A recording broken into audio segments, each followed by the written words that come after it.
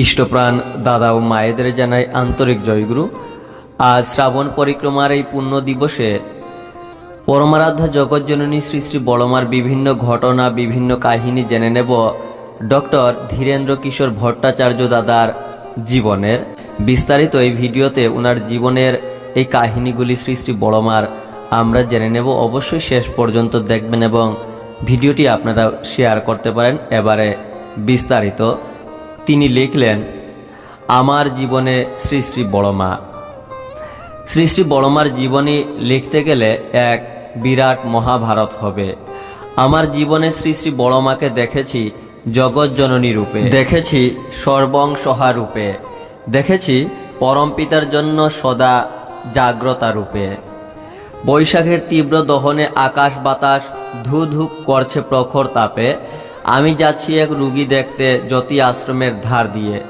হঠাৎ একটি মা এসে পেছন থেকে ডাকলেন, শ্রী শ্রী বড়মা আপনাকে ডেকেছেন। আমি তাড়াহুড়ো করে শ্রী শ্রী বড়মার কাছে এলাম। তিনি আমাকে ধমক দিলেন, ধীরেন, তুই এত রৌদে ঘুরছিস ছাতা ছাড়া? অসুখ হলে তোকে কে দেখবে? এই বলে আমাকে তিরস্কার করলেন। তাঁর তিরস্কারে লজ্জিত হলাম। আমি বললাম, মা, এখন থেকে ছাতা নিয়ে যাব। এই বলে প্রণাম করে চলে যাচ্ছি। শ্রী শ্রী বড়মা আমাকে ডাকলেন, বললেন, হাত ধুয়ে আয়। আমি হাত ধুয়ে মাতৃমন্দিরের বারান্দায় গিয়ে দাঁড়ালাম। বড়মা আদর করে ডাকলেন, আয়, ভিতরে আয়। আসনে বসলাম। তিনি আমাকে থালায় বড় মাপের একটা রাজভোগ দিয়ে বললেন, খা। এত বড় রাজভোগ পূর্বে দেখিনি। আনন্দের সঙ্গে মার প্রসাদ গ্রহণ করলাম।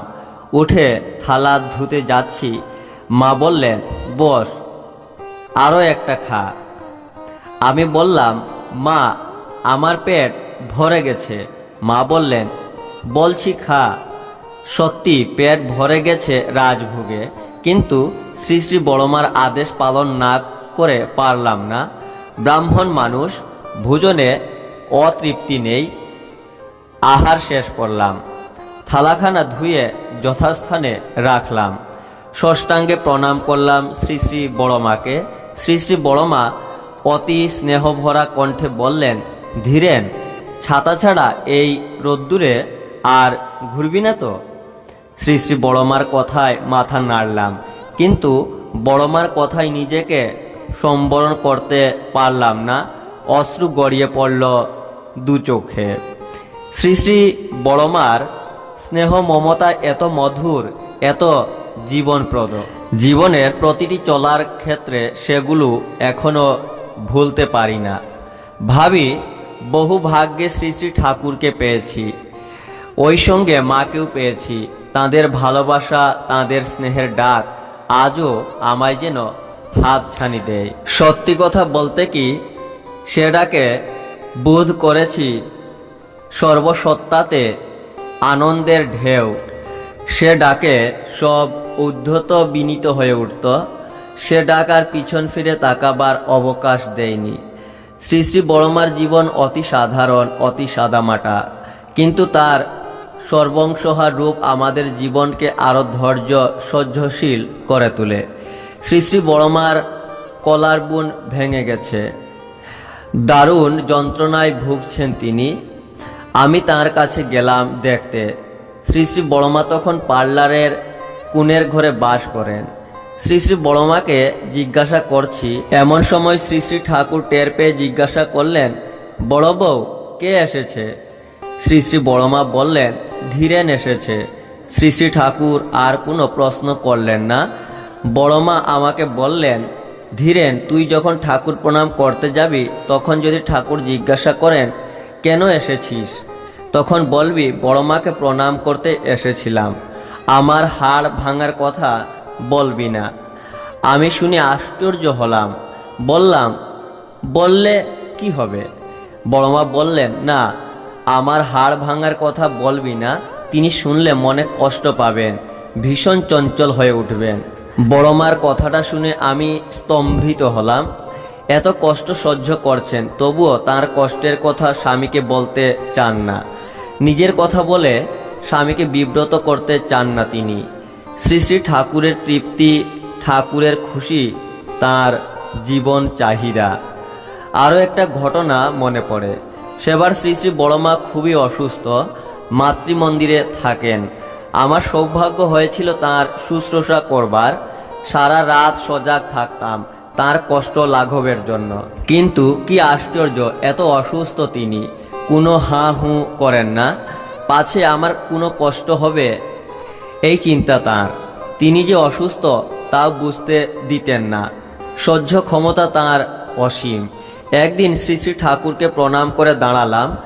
শ্রী শ্রী ঠাকুর জিজ্ঞাসা করলেন, বড় খুকাকে দেখে আইছিস? শ্রী শ্রী বরদা তখন খুবই অসুস্থ, রোজই যাই তার চিকিৎসার সব ব্যবস্থা করে দিতে। আজ যাইনি। বললাম, যাইনি, যাব। শ্রী শ্রী বড়মা শুনলেন আমার কথা। তিনি আমাকে ইশারায় ডাকলেন, বললেন, তুই কি বললি? যাই নাই। যখন বললি তখন ঠাকুরের মুখখানা কেমন কালো হয়ে গেল, লক্ষ্য করেছিস? তাহলে আমার কি বলা উচিত ছিল মা? তখন শ্রী শ্রী বড়মা একটু থেমে বললেন, তোর বলা উচিত ছিল এক্ষুনি যাচ্ছি, তাহলে তার মন অমন হতো না। মনে সায় দিল বড়মার কথা। ভাবলাম ঠাকুরের সঙ্গে কথা বলতেও শিখিনি, তিনি শিখিয়ে দিলেন চলা বলা করা কতখানি নিয়ন্ত্রিত হওয়া উচিত। ঠাকুরের সঙ্গে কথা বলতে গিয়ে দয়াল যাতে খুশি হন সেইভাবে আমাদের চলা উচিত, আর এতেই হয় গুরু সেবা। ঠাকুর বলেন, সুকেন্দ্রিক শ্রেয় সন্দীপী, তাপস অনুচর্যা পরায়ণ, প্রবৃত্তি নিয়ন্ত্রণী, সৌন্দর্য চরিত্র, সতত্ব সতীত্ব, মনুষ্যত্ব সভ্যতার মানদণ্ড।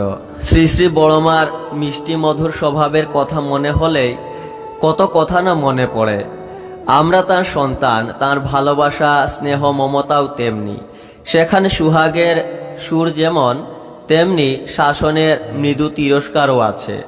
শ্রী শ্রী ঠাকুর অসুস্থ সেবার কলকাতা থেকে ডক্টর অমিয় রায়চৌধুরীকে আসতে হলো তার চিকিৎসার জন্য।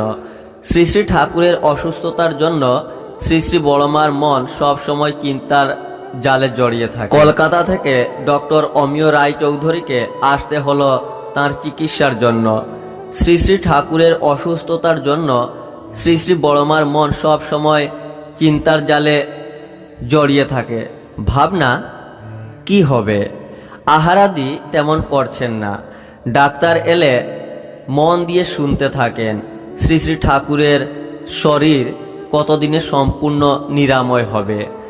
ডক্টর অমিয়বাবু শ্রী শ্রী ঠাকুরকে পরীক্ষা করলেন, যথাবিধি ব্যবস্থাপত্র দিলেন। ঠাকুরই পাঠালেন শ্রী শ্রী বড়মার শরীরটা পরীক্ষার জন্য। তাঁরও তো শরীর ভালো না, ঠাকুরকে জানান না সে কথা, তবে ঠাকুর বোঝেন, তাই ডাক্তারবাবুকে পাঠালেন। আমরা সব ডাক্তাররা মিলে ডক্টর অমিয়বাবুর সঙ্গে শ্রী শ্রী বড়মার ঘরে গেলাম। অমিয়বাবু বড়মাকে বললেন, বড়মা, আপনি কেমন আছেন?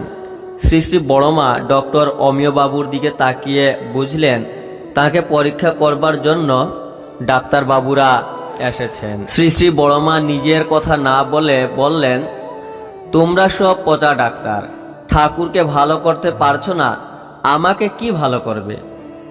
অমিয়বাবু শ্রী শ্রী বড়মার কথা শুনে হাসলেন। রাগ ছিল না তার, মার কথা মিষ্টি মনে হলো।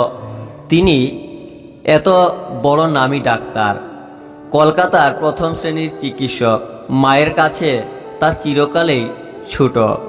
অমিয়বাবু বললেন, মা, ঠাকুর ভালো হয়ে যাবেন, কোনো ভাবনা নেই।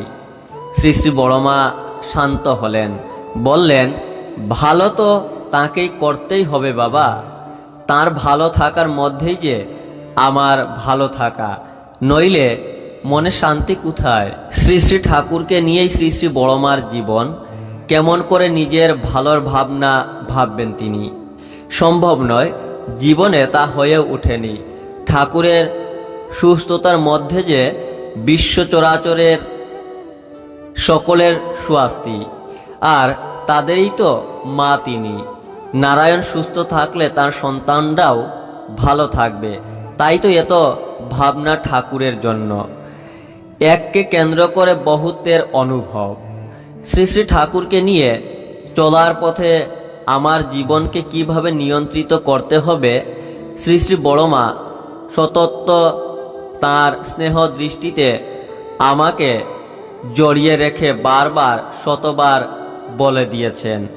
শতবর্ষ অতীত হল, 1301 সনে তিনি এই ধরাধামে অবতীর্ণ হয়েছিলেন। তার শুভ আবির্ভাব ঘোষিত হচ্ছে পৃথিবীর আনাচে কানাচে। তার বিগ্রহ স্থাপিত হয়েছে মন্দিরে মন্দিরে।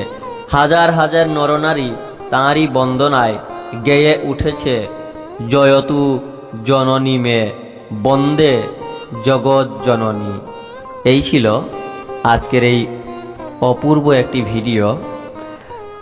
আমার জীবনে শ্রী শ্রী বড়মা লেখক ডক্টর ধীরেন্দ্র কিশোর ভট্টাচার্য, ওনার জীবনের এই কাহিনীগুলি আমরা জেনে নিলাম। আপনারাও শেয়ার করতে পারেন। জয় গুরু।